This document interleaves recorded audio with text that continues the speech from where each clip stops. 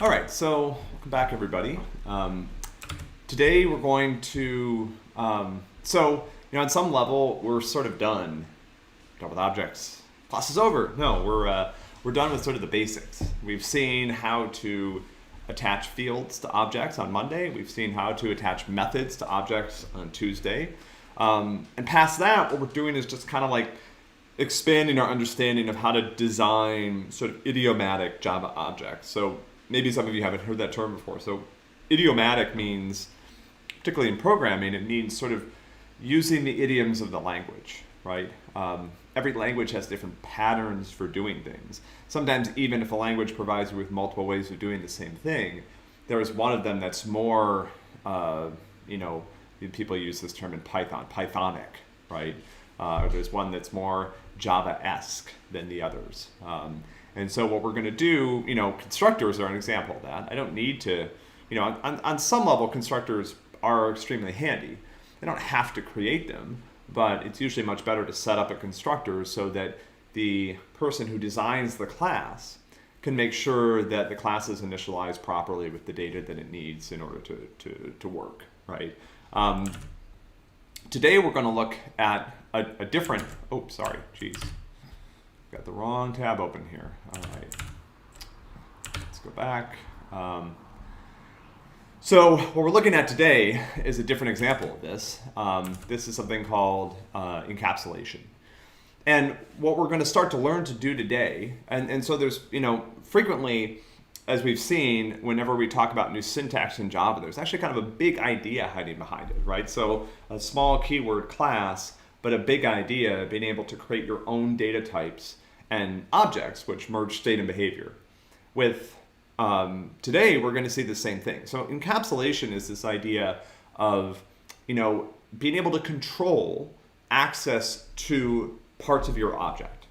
So in the past, when we've designed objects, the way that we've set them up by default means that anybody can change any of their fields, anybody can call any of the methods.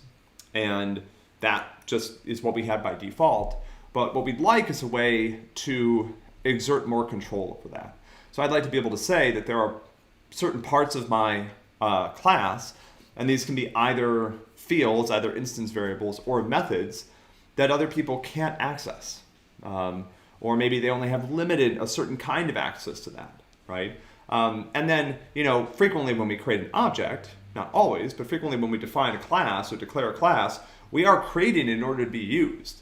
And so there are other parts that we want to expose. So there's, and we'll talk more, there's a word that I keep wanting to use when I talk about this, and that word is interface. But we're going to get to interfaces in a couple weeks, so I'm going to try not to use that term. But what we're really doing here is, we're creating, we're allowing people to use the keywords that we look at today, and the idea behind encapsulation is that we're going to set up parts of our class that people are allowed to use, and parts of our class that people are not allowed to use.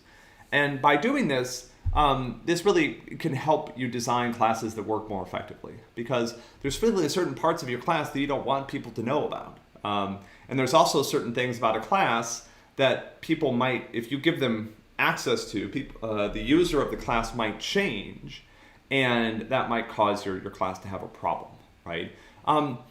One of the other things that starts to come into this conversation a little bit that's sort of new to us is this idea of another user, right? So far we've been writing these programs and we've been thinking mainly about, how do our programs work for us, right? And we've been designing stuff. It's like, oh, I'm writing my own code. And you might think, oh, why would I write a constructor? Like, I'll just initialize the methods. I'm cool with that. But when we write code, frequently, not always, but frequently there's an external audience in mind.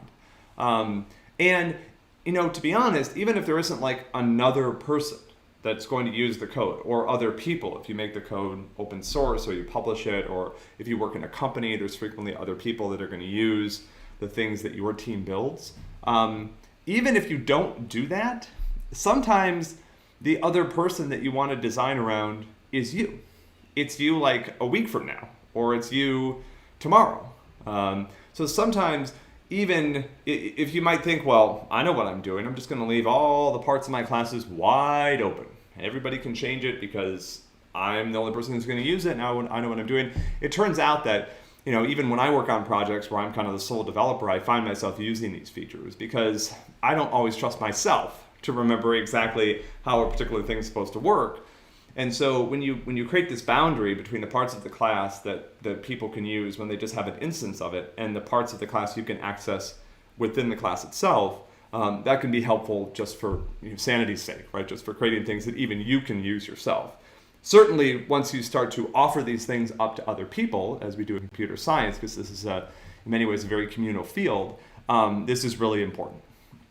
And so the two new pieces of Java syntax, so we talked a little bit about what encapsulation is.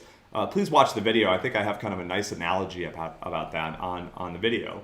And so now let's talk about kind of the language features or language mechanisms that Java provides in order for us to achieve this. So, I've made these arguments that we want to be able to allow people to use parts of our class and not allow them to use other parts. And so how do we actually accomplish that? And the way that we do this in Java is through the use of what are called visibility modifiers. This is a series of 3 keywords, and there's one keyword that gets used if there are no other keywords, which again I think is a terrible design decision, but there it is. There are 4 different levels of access that we can provide to parts of our class when we design it. And what we're really going to focus on in this lesson is the 2 extremes. So there's essentially a way to make a variable or a method completely public. There's a way to make a variable or method completely private. And then there are 2 other levels in between, but we're really just going to focus on completely public, anybody can use it, completely private, nobody else can use it. So what does this actually mean, right? So let's look at our first example of something like this. So you'll see in this new example of a class declaration that I see these new keywords being used. So I see public and I see private. And I see those in 3 places, right? There were multiple places that you can use this access modifier. So, and again, whenever we look at unfamiliar code, we're trying to say, okay, what are the parts that look familiar to me? What are the parts that don't look familiar to me? And I kind of try to figure out what the new parts are and what they mean. So this looks familiar to me. This is a class declaration. We've been using these starting on Monday to define a new type in the Java programming language. So I expect to see class, person, and then the body of the class declaration that can include both instance variables that define what types of data the class can store, and instance methods that I can call that have access to that data and can also accept parameters and stuff like that. So so this part looks familiar, and now, when I look at this, I see string name. Okay, well that just looks like an instance variable. Double age, that also looks like an instance variable. And then I see a method here that looks like a constructor, which we talked about yesterday. It's named the same name as the class, right? The constructor shares the same name with the class. It has the list of parameters right here that follow it, and it sets the instance variables on the class appropriately given the past parameters. Okay, so cool. That's what I understand. What's new? So I said there are these 2 keywords that I can use to control access to things in Java, public and private. And I see them here. I see public and I see private. So let's look at where we see them. I see public in I see these access modifiers applied to 3 different types of things. I see one applied to the entire class itself. And I can actually mark class declarations as public. And this is a convention. It's something we're going to start doing pretty much from this point forward when on the homework problems and other things. We're always going to mark our classes as public. You don't have to, but for these examples, we will. So I can use one of these access modifiers in front of a class declaration, and it applies to the class. I can also use the access modifier in front of a variable declaration. And so you'll see that these 2 instance variables declared on line 2 and line 3, this is a variable called name. It's going to store a value of type string, and it's private. Okay, so we'll talk about what that means in a minute, but this access modifier is attached to this variable. I see another one attached to the variable age. So I can attach access modifiers to class declarations on line 1, to instance variable declarations on line 2 and line 3, and then also to methods. And in this case, the method is a constructor, but I can also attach it to a method that's not a constructor. So you'll see that I've marked this particular constructor for the class as public. And so let's see, kind of what the result of this is. So I'm going to create, a new person, and then that's going to work. And now I'll try something that I tried before, where I'm going to say u.name, and now I have a problem. So now I have a compiler error that comes up because I can't access name because I marked name as private. So let's, whenever you see stuff like this in Java, the playgrounds that we use on these examples are really designed to encourage you to experiment. So what happens if I take that off? Okay, it works. So that's interesting. So it seems like if I don't use an access modifier, at least this code is able to access the name. What if I mark it as public? Also works. Okay, so, but let's just think about public and private. So I mark this as private, doesn't work. Mark it as public, now I can access it. Okay, so that's interesting. Now, one thing to point out is that name is being accessed in the code that we have in front of us. It's being accessed on line 5. That's where it's being changed. So, so again, this is a little bit of head scratcher. So it looks like I'm not allowed to access name, and I can try setting it too. I could tell u.name is equal to, whatever. So I could try this, but then again, I have the same problem. Now I have 2 errors because I'm trying to access name on line 10 and line 11. So it looks like if name is marked as private, I can't read the variable or modify it. But let's try this. So what if I put this in the constructor? And I got to get rid of these things that it's going to be angry about because I can't run the code until it compiles.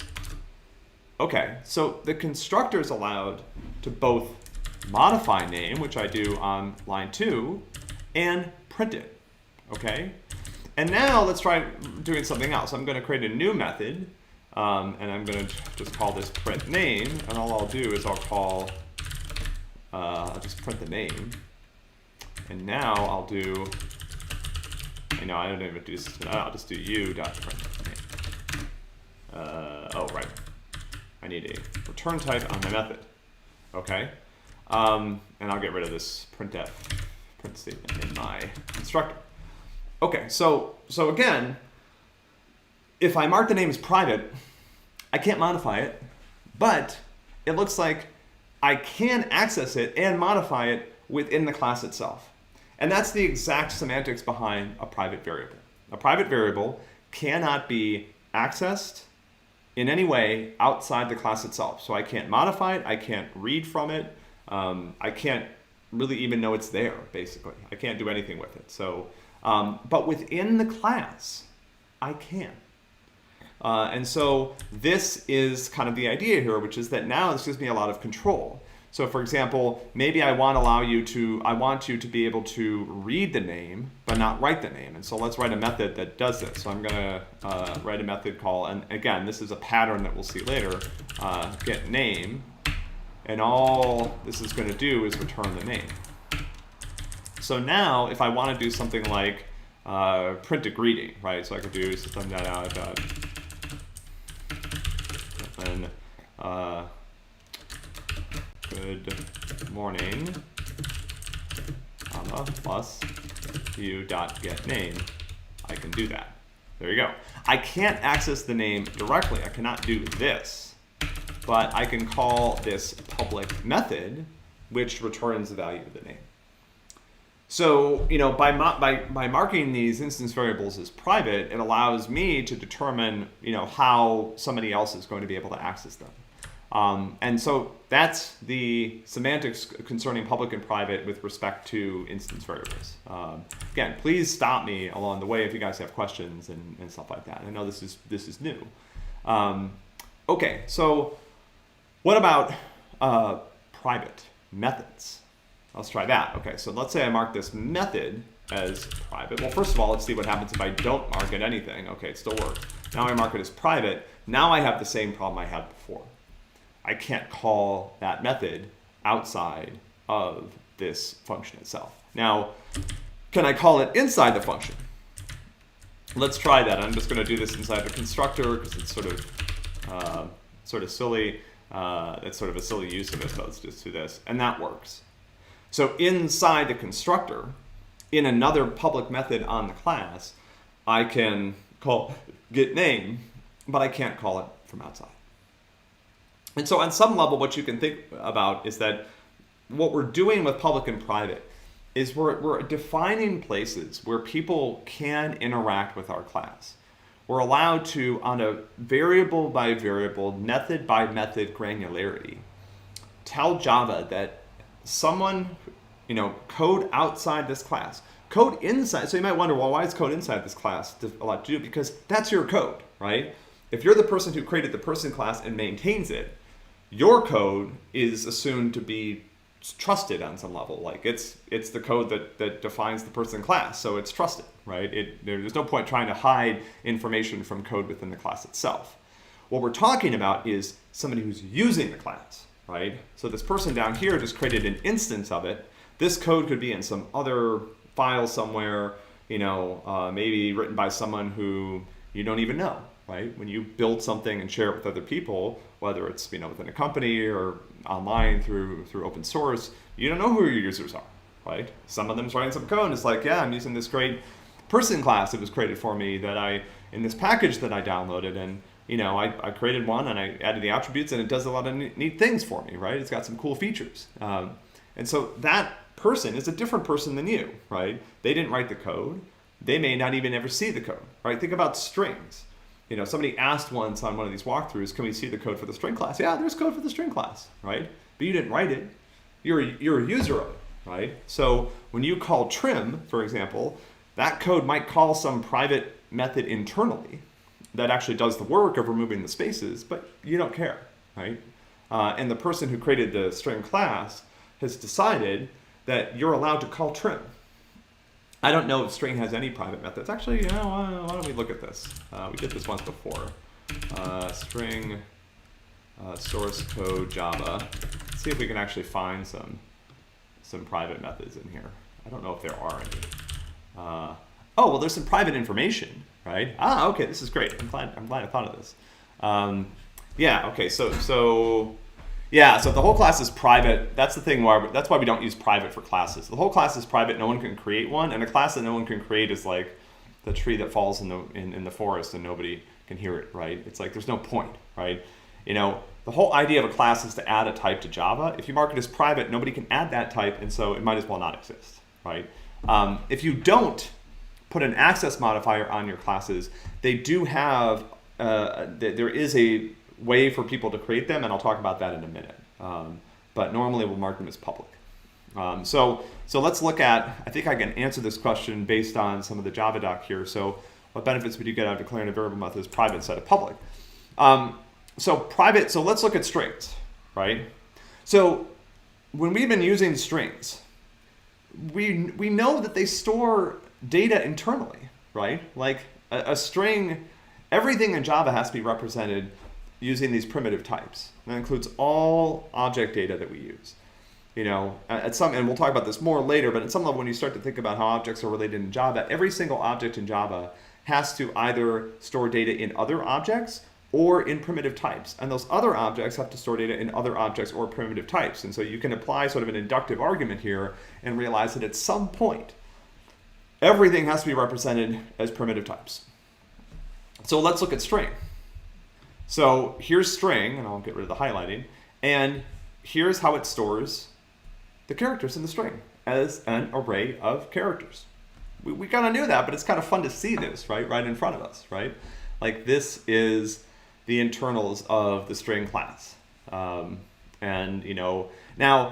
this is private, right? It's also final, but let's not worry about that. We don't understand that there. So this is private. What does that mean? It means that if you have a string, you can't modify the characters inside that string. You can access them using the string methods and stuff like that. But so, for example, if I go back here, let's see. Let's try to, let's create a string for fun. And then we'll say, now that I know that it has this s.value.length, that's this internal array, there we go. So we know it's there, right? So if I did this with something that didn't exist, it would say cannot find symbol. But Java knows that strings have this value array, but I'm not allowed to access it. So this is an example of one of the classes we've been using that has some private information. Let's look and see if it has any private methods. So this is actually, and maybe I'll actually suggest that people do this. So someone is asking me, is there some, can I find some Java code to read that I would understand? I'm not sure that you would understand all of this class, but I think there's probably some things in it that you would be able to understand. So for example, now we know what's going on here. These are all these public methods. These are constructors up here, right? So we're seeing this is a constructor. It shares the name of the class. And there you can see that the string provides a bunch of different constructors. So here's a constructor that allows you to construct a string from another string. This is a particular kind of constructor called a copy constructor that we'll talk about later. This is the string. So before we've created strings from arrays of characters, this is the constructor that does that. You can apparently create a string from an int array and an offset and a count. I don't know exactly how that works. But if we go down here, again, I'm going to see if I can find some private methods. Yeah, here we go. So here's an example. This is a private function that's internal to the string. And it looks like this is used as various points. So we can look up check. And again, I do not know what this does. But it looks like it's used inside some of the constructors. And it looks like this is something that's kind of a sanity check to make sure that some of the data that you pass to the constructor is okay. Let's look for something else. Private. Okay, here we go. So here's a private. Here's a private method that we see. Again, and these look like they're. Is that it? Yeah. Okay. So there's only a couple private helper methods here. Most of the methods on the string class are public. We can find our, like for example, you guys have been calling trim. Here's the code for trim.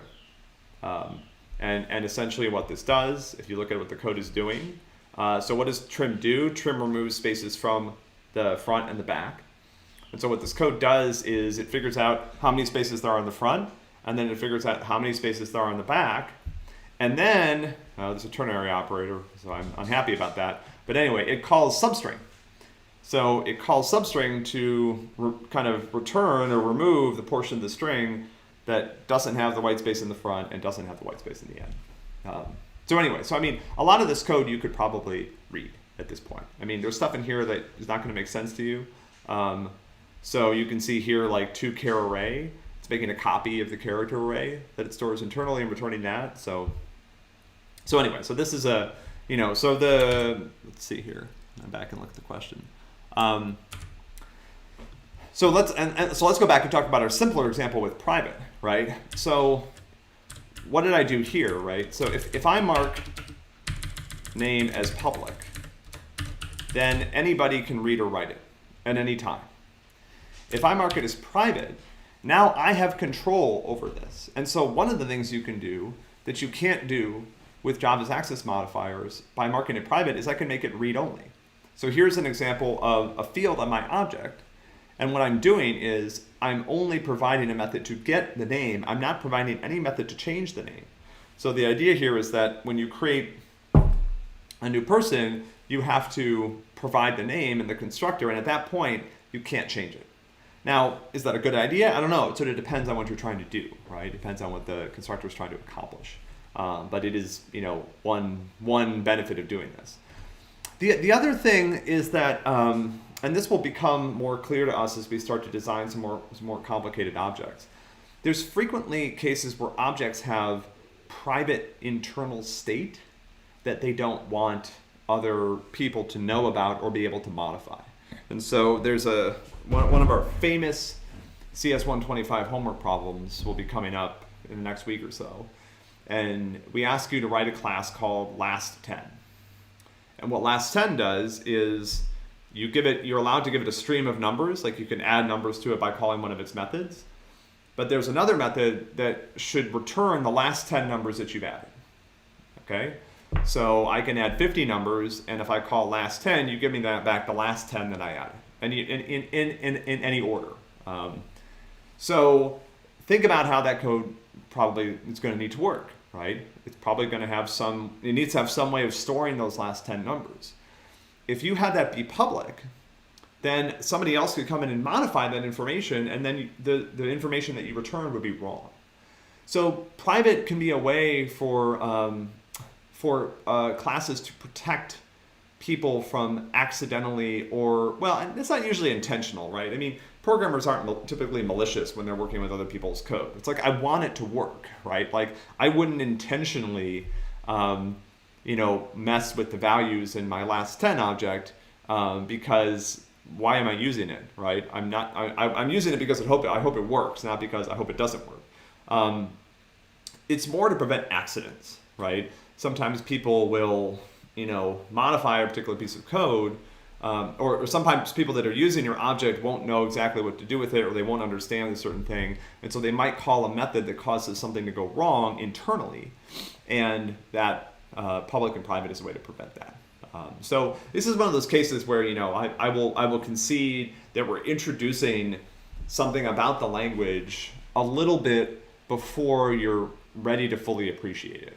This is one of those features of Java that we show you now, and we start getting you into some good patterns for figuring out how to use it, but it's not necessarily something that is super useful right away. But it does become much, much, much more helpful later when you are building real systems and building real code, right? Just again, as a way to kind of define, these are the functions I expect people to call, and then these are the methods that only I'm going to call, right? That are there to help do the work that I'm doing in the public methods. In the video, I use this analogy of like a restaurant, right? So a restaurant has like a public area where people come in and sit and order, and then there's a private area in the back where the food actually gets prepared. And as a customer, you don't have to care about what goes on in back, right? You just sit down, someone gives you a menu, you order, and then the food shows up.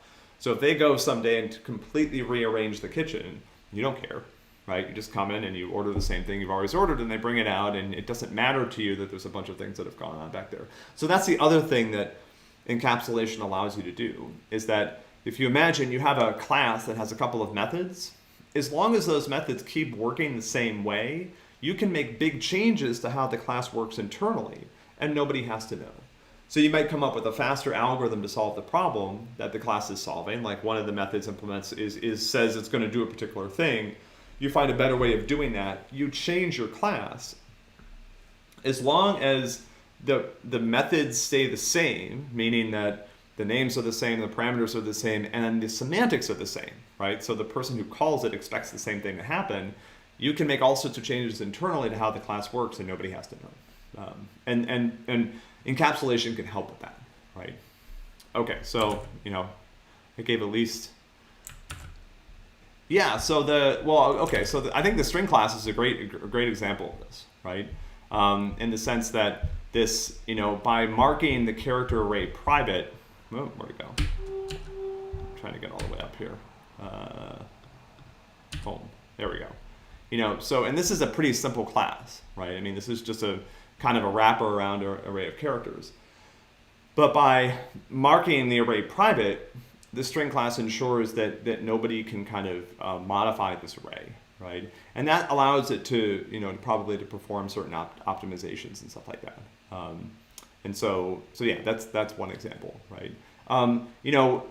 The lesson goes on to talk a little bit about getters and setters, which is one example of a design pattern that uses public and private. This is how Java classes are designed, right? Nobody does this any differently. So even though the language allows you to create public fields in Java, nobody does it that way, right? I mean, everybody does this.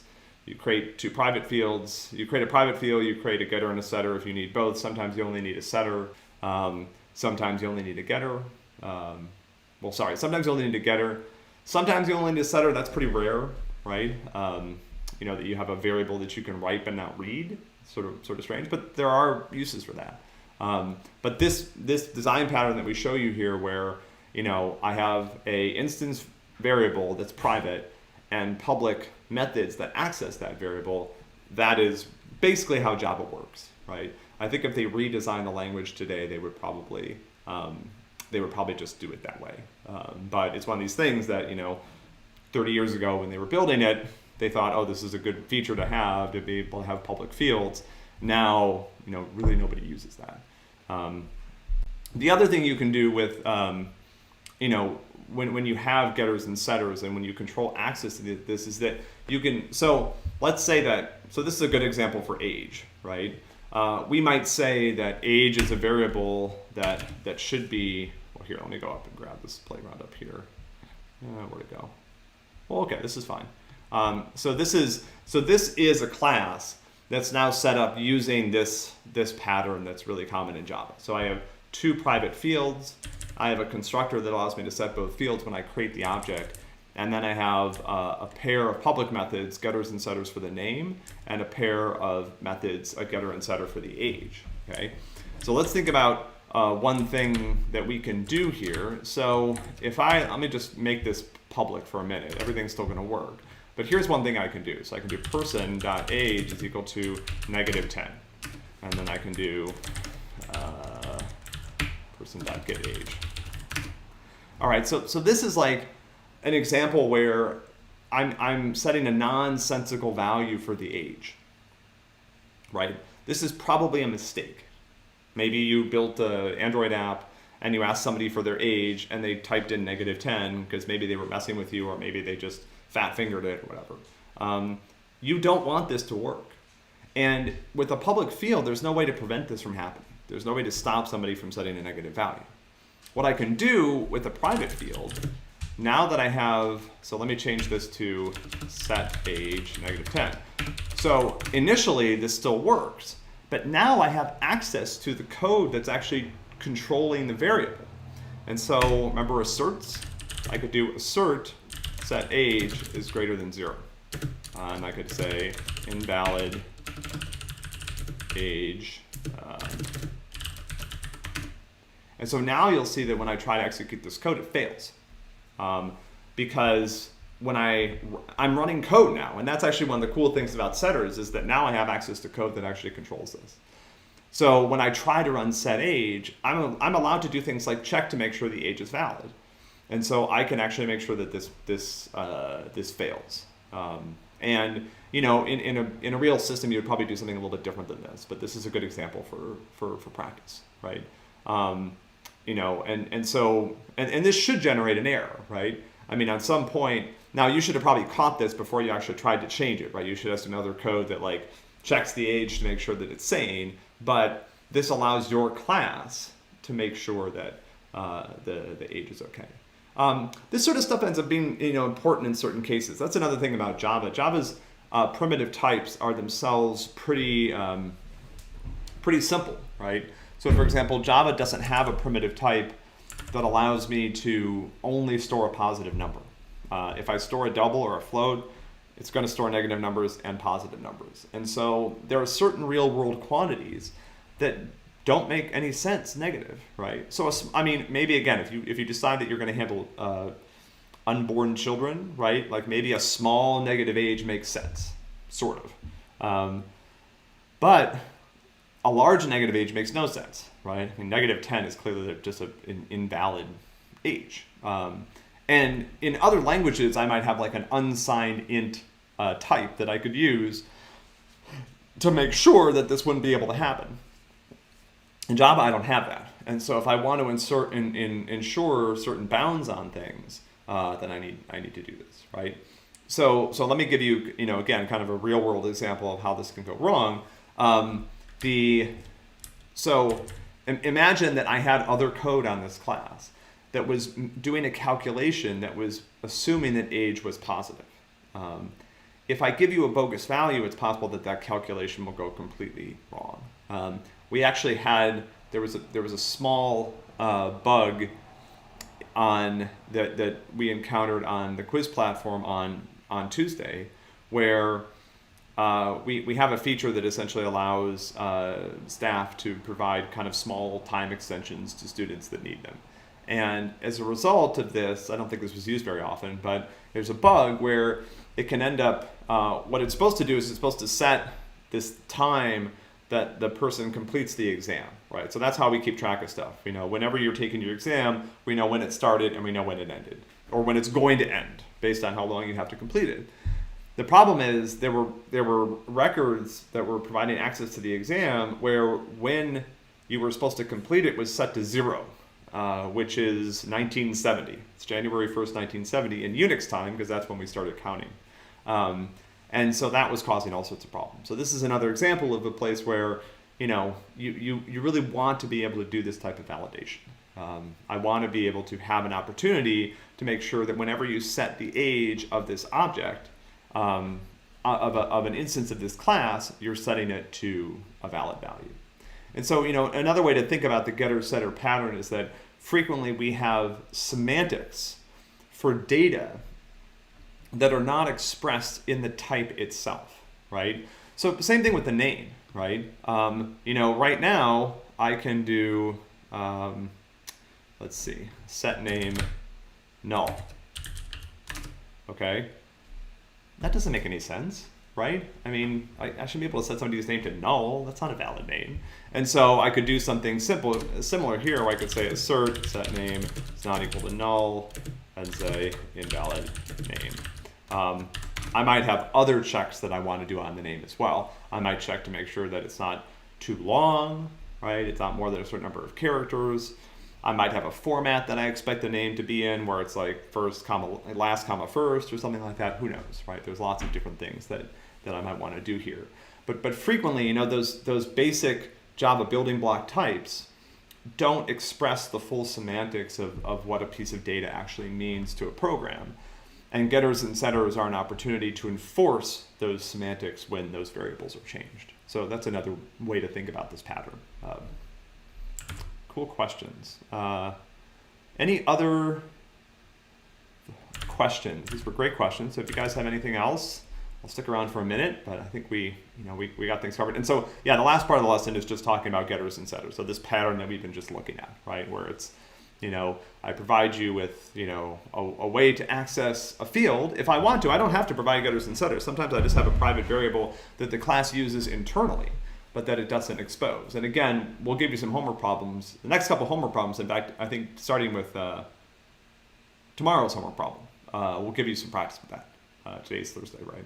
My mind is always in kind of two places right now, because I'm always thinking about tomorrow from the point of view of the lesson content. But tomorrow's lesson will give you practice in creating an object that has kind of public methods, but then has internal information that it doesn't expose.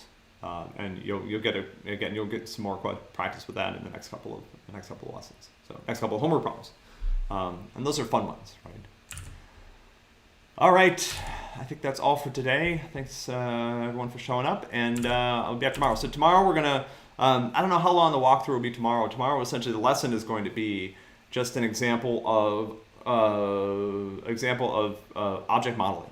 So we're going to take some real world entity. I haven't decided what it will be yet. And we're going to just do a series of walkthroughs where we kind of like build up an actual class that's designed to model that entity, and we'll have it store some data, and we'll have it provide some useful methods and stuff like that, and we'll just kind of have some fun with that. So that'll be cool. I will look forward to seeing you guys back then.